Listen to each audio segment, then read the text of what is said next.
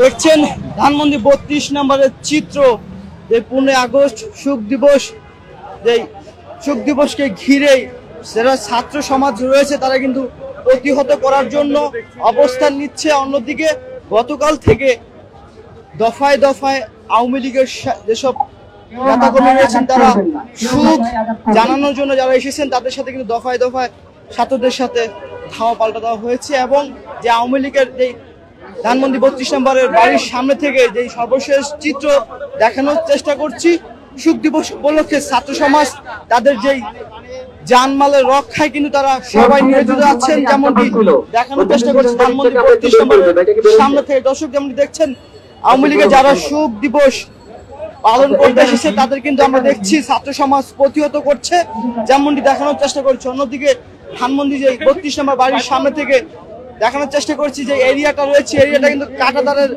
বেড়া দিয়ে কিন্তু আটকে দেওয়া হয়েছে। দর্শক যেমনটি দেখানোর চেষ্টা করছি।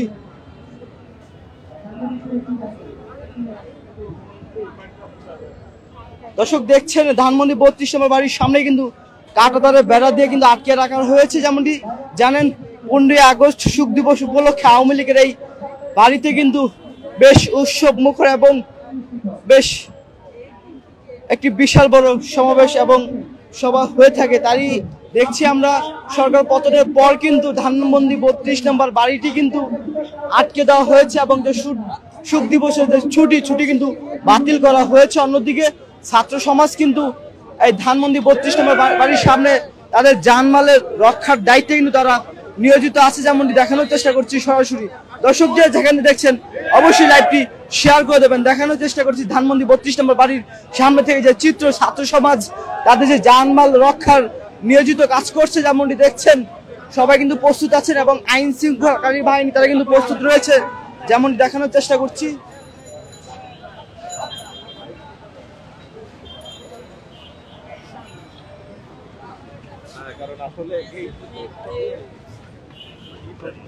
একটু কথা বলতে চাই আপনার সাথে, আপনি তো সকাল থেকে ছিলেন, কি অবস্থা একটু জানান আমাদের।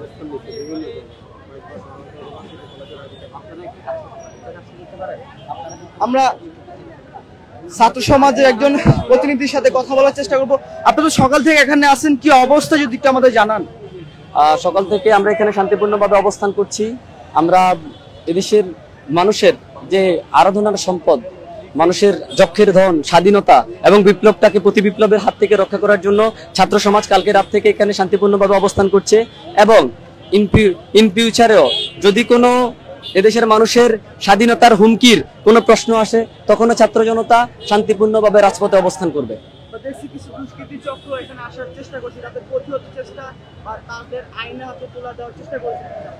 হ্যাঁ, আমরা যেসব দুষ্কৃতিকারীকে পেয়েছি তাদের সাথে কিছু আমরা দেশীয় অস্ত্র পেয়েছি যেটা হামলা করার জন্য তারা নিয়ে এসেছিল।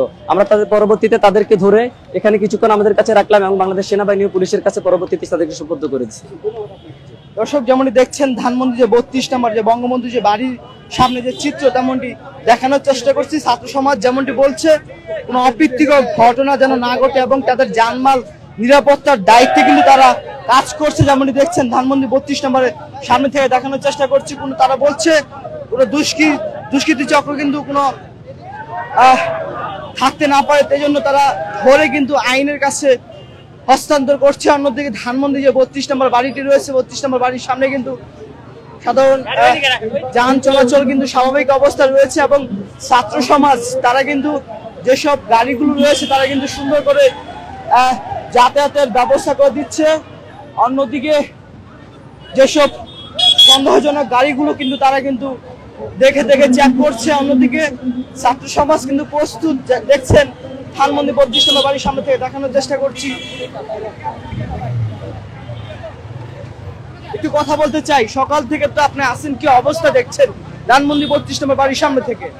জি আলহামদুলিল্লাহ, আমরা সকাল থেকেই ছাত্র জনতা সহ আমরা এখানে পাহারায় আছি। যাদেরকে সন্দেহজনক মনে হচ্ছে দুষ্কৃতকারী তাদেরকে আমরা ধরে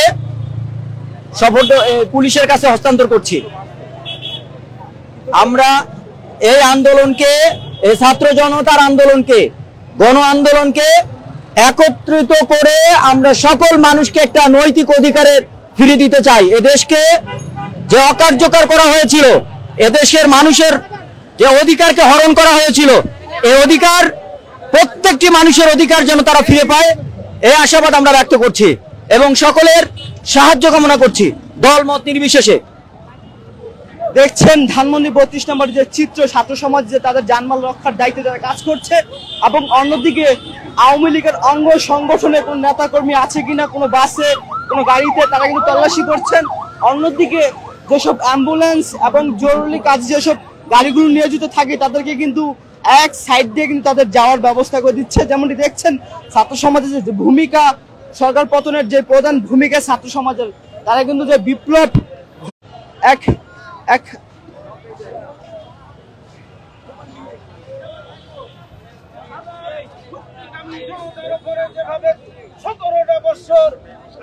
তারা অত্যাচার করেছে, তারা যেখানেই থাকুক, হয় তারা রিটায়ার্ড হয়ে যাক অথবা চাকরি থেকে অবসর নেক, এই সমস্ত জালিমদের বিচার না করলে শহীদের আত্মা কোনোদিন শান্তি পাবে না। সম্মানিত ভাইরা আমার, অত্যাচার করেছেন 6 মাস আগে।